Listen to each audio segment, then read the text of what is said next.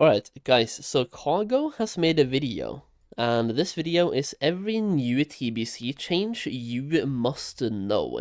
So we're going to watch this one from Cargo Gaming and see what he has to say about the TBC changes you probably need to know about. I will add before we watch the video that we are still in the PTR stage, we don't have the pre-patch yet, and things are still slightly subject to change, but I don't think much will be changing, but they can.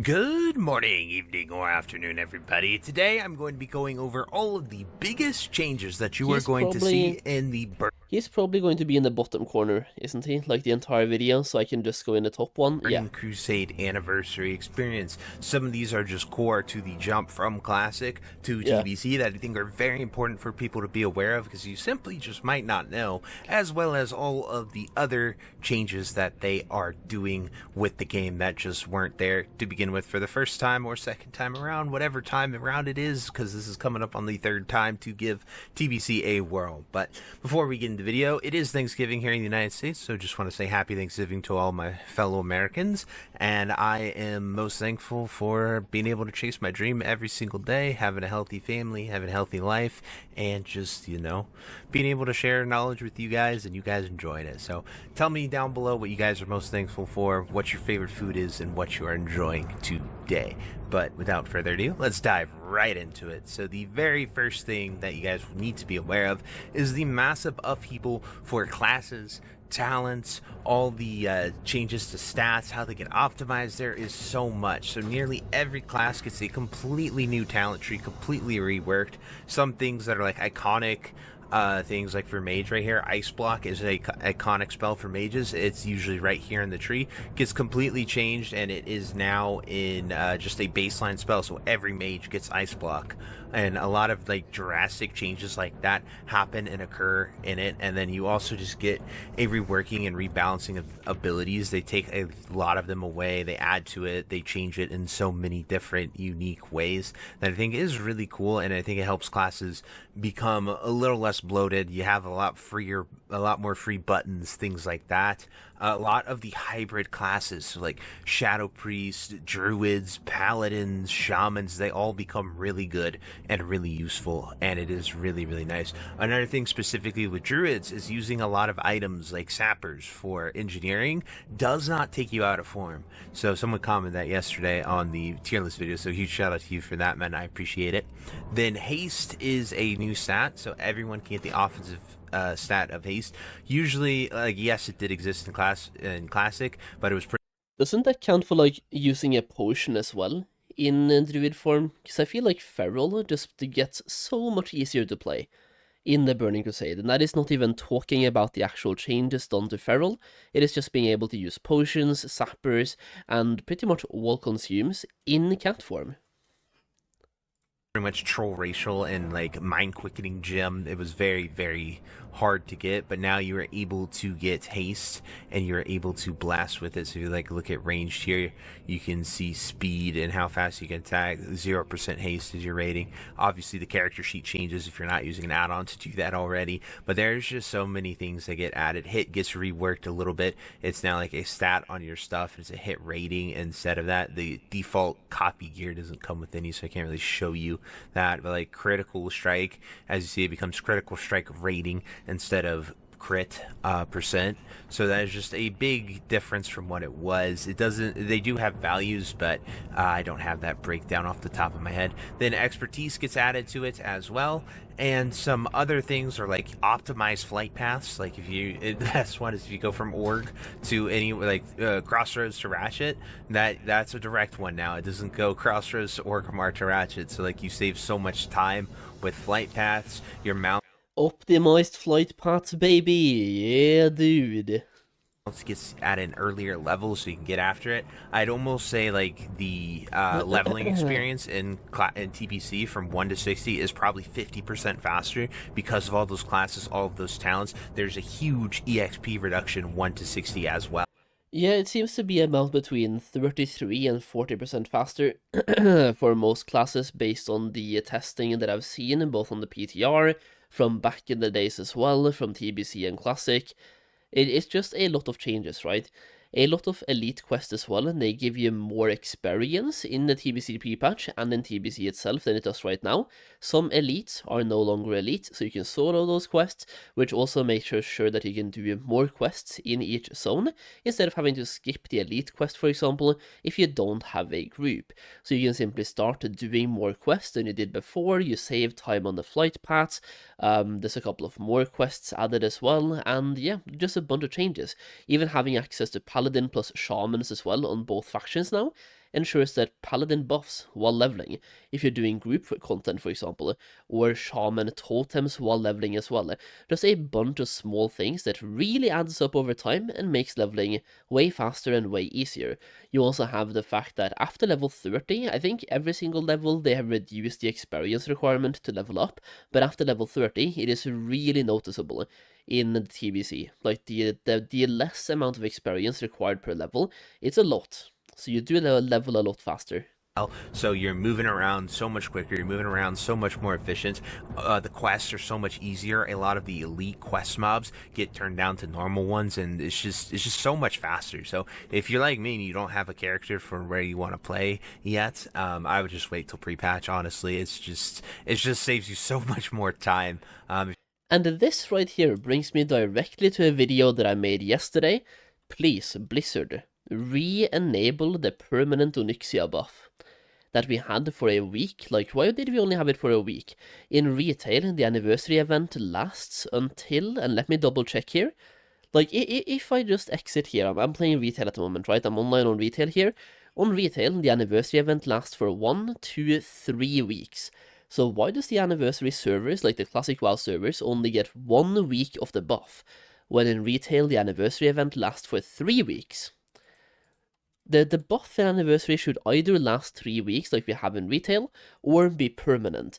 And what I wanted to bring up here, because he talked about it here, his advice is just to wait until pre-patch, because leveling, there's less friction and you level faster in the TBC pre-patch. And my advice as well right now is simply to wait until the pre-patch, which is a bad place to be. Your advice should be that people should start playing the game now, and Blizzard as well should want people to play the game. So when everybody knows leveling is going to be easier in the pre-patch, to get people to not wait and start playing now, give them something to level faster, aka permanent Onyxia world buff. Just give it back. If you obviously don't have anything else to do, no other games, then go for it. Start building some wealth if you want to. Then the next thing I want to show you guys is PvP reduction. So this comes out with pre-patch. So if like you're leveling that new character, do not rank AV right now. Do not put yourself through that. It is not worth it, because as you can see here, these high warlord weapons are only 4,782 honor and 3 marks. So like the marks are super easy to get. You can get the marks now. They are the same marks in Classic, but it is it's just something to not really worry about. This is level 70 gear, and something important about the 70 gear is if you click here and you go to buy it, you have to be level 70 to purchase it. So you will not be able to purchase it during pre-patch, but you will be able to save up the stuff to get it. Then you can see here, you can get like the Blood Guard easy stuff. You can get that in like an hour of doing it. Each of them are under 1k honors, kind of crazy. And then the general set, as you can see here, 2,400, 4,100. It is just so freaking cheap. Honestly, the marks might be the hardest part to get, because you just got to go out there. Depends if they do the losing and winning. I think they changed it to 1 loss gives you 1, so like you can literally just queue there and die in AFK and just keep going at it. I'm sure a lot of people will do that if you don't make a pre-made and whatnot. But the point is I would just recommend you hit level 60, go into the PvP, get a good weapon, get some good general gear, and then do like AQ20s, ZGs. ZG enchants are pretty nice, so getting exalted on ZG is good, so I'd recommend doing some ZGs. Hopefully, they announced midnight is March 2nd, so that makes me think that we might get a month of pre-patch, because then you get the whole month of February to launch before midnight even came out. So like 2 months from pre-patch till we see stuff. Really, really awesome. Wait, what did he just say? How did let me get a month of pre-patch, because then you get the whole month of they announced midnight is March 2nd, so that makes me think that we might get a month of pre-patch, because then you get the whole month of February to launch before midnight even came out. So like, I think this is the wrong approach to have, because he's saying that midnight comes out on March 2nd. To me, that means that we are not getting a 1 month pre-patch. And once again, I'm going to go into the game here to take a look at the in-game calendar, right? So TBC pre-patch comes out on January the 13th. If we go over here to January 13th, that is right here. If we get a 2-week pre-patch, that means that we are getting TBC on January 27th, which also means that we're getting 1, 2, 3, 4, 5 weeks of TBC before midnight comes out. However, wait, yeah, 27, 1, 2, 3, 4, yeah, exactly 5 weeks until midnight comes out of TBC. But if we get a 4-week pre-patch, that means that TBC comes out February 10th, and we get 3 weeks of the Burning Crusade before midnight. I don't think they would do 3 weeks only in between those two launches. Like, we're getting midnight on February, now March 2nd or March 3rd. It's March 3rd worldwide for like, well, it's March 2nd, but March 3rd at midnight for us in the Europe, right? But basically March 2nd. So, yeah, to me, that is more of a signal or a hint towards a 2-week pre-patch than a month-long pre-patch, because, well, they don't want to crash these two launches that badly, do they? They've done it before, but I really don't think they want to this time. But it depends if they follow what they did the first time, or if they listen to feedback, because I do believe that a lot of people want the launch this time to, or the pre-patch to last a little bit longer than it did the first time around. Either way, let's go back to the video. 2 months from pre-patch till we see stuff. Really, really awesome. What does that mean? 2 months from the pre-patch until we see stuff. It's more like 1.5, because once again, January 13th, let's just count how many weeks it is from TBC pre-patch to midnight. 1, 2, 3, 4, 5, 6, there's 7 weeks. It's actually 6 weeks and 6 days. So 7 weeks. I guess that's actually more like almost 2 months, yeah, like you said. But even then, if we get a 1 month pre-patch, there's only 3 weeks between the Burning Crusade and midnight. I don't see that happening. Personally, I don't see it. Then everything else is in Outland, and there's no portal there, so I have to head there, and I will show you guys the stuff when we get there, so I will see you then. Wait. So the next biggest thing that you're going to encounter is reputation attunements. And now normally you get a class, you have anyone, and like this is the Shatari rep, and you have to get Shatar to revered here to be able to get this, and that would let you do the heroic Tempest Keys dungeons, for example. However, something very awesome is if you already have this key on one character, you can buy this communal Warp Forge pouch, which, as it says, contains a bind on battle.net account. I was waiting to see if you notice it. Man, dude, you just hate watching, huh? What I was gonna say here, though, is that this right here is a really good change for alts, because now you don't have to do the reputation grind over and over and over again. Really good change, but it does have a couple of possibly negative impacts, where you will see less people that are doing the high level normal dungeons. So you will see less geared people out there doing those, less level 70s, and in general, after your first character, there will be less dungeon runs, which might end up being a bad thing, like overall later in the game, but I still think the positives here of this change far outweighs the negatives. If I had to like put it on a bar, there's probably 80% W and 20% L, so in general, that's a W. Out for the heroic dungeons for Tempest Keeps. This key can only be used by characters who have friendly with Shatar. So if you're doing multiple classes, you literally get them all on your main, then you just quest or do whatever to get all the other reps to friendly.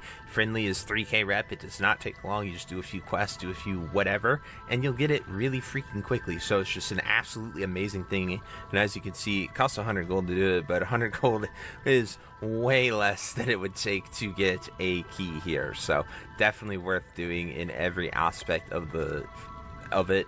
And then getting attuned with the raids, so Karazhan, Hyjal, Black Temple, Tempest Keep, and SSC, all of those are going to be bind on account. So I'd imagine when you just, it says when you complete it for everyone. So I'd imagine it's just like you either get mailed a Battle.net key, you get mailed something else. I really have no idea what to expect for that, what they might give us, and how that will all go out. And then most importantly, the boosting nuke it's been up here. They've updated it a few times now, and it is still currently nerfed. You get the anti-boosting stuff that they put in at the end of TBC last time, and as you know, like, it's targeted at to stop boosting, to stop RMTing, to stop farmers and boss.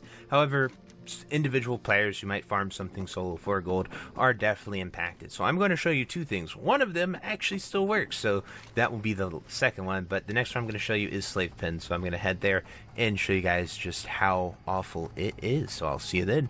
Voop. Alrighty guys, so we're here in the slave pins. I'm just going to pull this first pack here so you guys can see for yourself. And as you can see right now, we're going to pop our ice armor, and now we're just going to start blizzarding them. And that is essentially going to be roughly your timer for when they are going to drop all slows and then come at us and try to murder me, which will be pretty much after this next crossover. So we're going to Nova it, and then we are going to start to blizzard it, and they should break out, and any second now they will become immune, and they will start attacking me. So as you can see, they are no longer being slowed. Yeah, there we go. We're hitting them with the Cone of Cold, and they are... To be fair, that was slightly faster than I was expecting. So this right here might have a slight impact on how people played certain heroic dungeons in TBC as well at level 70. Because it seems like the mobs here, basically after about 20 seconds, let's just go back in the right. Like 8:23. Yeah, so like pretty much exactly 20 seconds. And they stopped being slowable.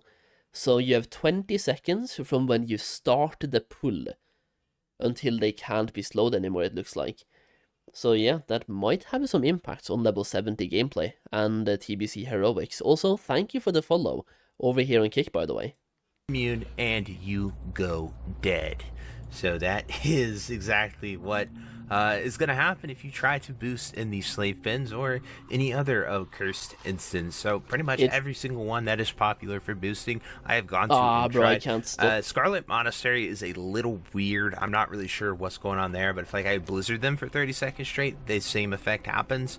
But if I just do a little bit of the mobs, it doesn't like break. I don't know what's going on there, but it happens at Strath, it happens at Sunken Temple, it happens pretty much everywhere that you can go and test, except for one final place, which you guys are going to see right now. So I will see you then. Voop. So guys, here we are currently on the anniversary PTR, and we are going to be showing you the... I wonder if this... So he said it's not...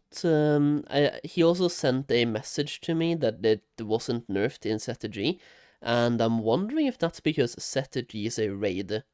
Is that why? Also, you said it's 30 seconds exactly. Is it 30 seconds exactly? Because I feel like... Let's just see when he started the pull. I can't go back. Okay. My YouTube is not having a good time right now. Absolutely not having a good time. Do I have to reload the video? Let's see here. He started the pull right here. 8:16. He engaged combat and used Ice Nova. 8:16. So if it is 30 seconds here, okay, yeah, no, I think you're right. And then we are going to start to blizzard it, and they should break out, and any second now they will become immune, and they will start. You are right, by the way. Yeah, it was 8:16 and 8:46, exactly 30 seconds. So you have 30 seconds from engaging combat to where they can't be slowed anymore. You are absolutely right. Okay, let's skip ahead to where he was there. We are currently on the anniversary PTR, and we are going to be showing you the fact that you can, in fact, farm ZG still. It is not touched by the anti-boosting software that you guys just saw in slave pins. So we're going to do this for about 30 seconds. And you will see by the time they get to me, and we Nova them again, and we run up to the other side, because, you know, mage boosting is very, very challenging, as you can see. You guys will see that they, in fact, do not get free from it, become immune, and blastless like they did in the slave pens. So yeah. it is just very, very interesting to note, and important, because this means raid boosting might still be on the table. We'll have to see. This means that raid boosting might be on the table, but also mages can use this to solo farm while leveling. I think even in TBC the first time the meta was to do set to G until 62, and from 62 plus you start doing slave pens. Now, if mages can't do slave pens, the question now is how long can you do Sulgurub and have it still be a good experience? Should you be in Sulgurub now until 65, 66? As a mage, like, that's the question. Also, you will probably start seeing a lot more mages now that are learning how to do this pull. So, like, maybe catch some free boost for set G from mages that are learning, or get some tokens, you know.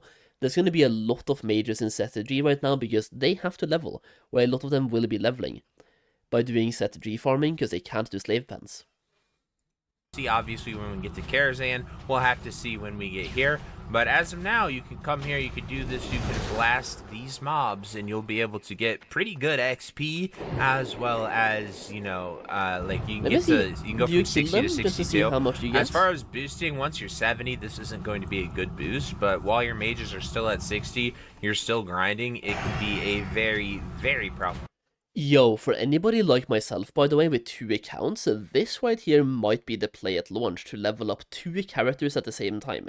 Or at least on one of my alts, I can level, for example, my mage and my warlock at the same time by boosting myself in set G. That does mean that I will get less experience, but I can level up a class that otherwise can't level this way. So I would have to start thinking about what is the most boring class to level, and just boost it instead. To be fair, I have a rogue. I don't really like questing as a rogue, so maybe I'll just boost my rogue. Boost for the moment. So just something for you guys to consider, pay attention to, and be aware of. 1.9 thousand XP for the first one, and then 1.3 each afterwards. Obviously, if you're doing this as a boost, you should not kill only one pack. You're doing the entire thing in one pull, so learn the one pull mechanic, but he's just showing here to showcase that the boosting here works, and they don't get the anti-slow mechanic. As you see, we're getting 1300 XP per kill, which is much more than anything we would get elsewhere, so yeah. Pretty good stuff, and then, you know, your bijus and whatnot. But that is the end of our changes. That is the last example to show you. All dungeon boosting is pretty much dead. It does the same thing that you encounter in slave pens. Some of them are a little weird, like you don't see it happening in RFC, you don't see it happening in some specific spots, but all in all, boosting for the most part is going to be dead. ZG is the only like good one towards the end game that I have tested and still works. So that's why I'm sharing it with you, to hopefully help you mages. If it's something you want to do at launch, you definitely can. But until next time, I'll see you later, guys. Hope you enjoyed this video. Have a great day. Peace. That was a good video, by the way. Very good video highlighting some changes with TBC, both like in TBC itself compared to Vanilla WoW, but also in TBC Anniversary this time, so we know a little bit more about what's coming out. That's kind of cool. I like it. Now, I will say, even for RFC, even if the mobs there can be slowed, there's also a mechanic coming in where if anybody, like if the level disparity is too high, people don't get experience, so you get basically no experience. Solheim was right. Yo, Redbeard, thank you for the follow, by the way. Thank you. Yeah, so like, I think how that works is that if the mobs are grey to anybody on their levels, nobody gets experience in the group.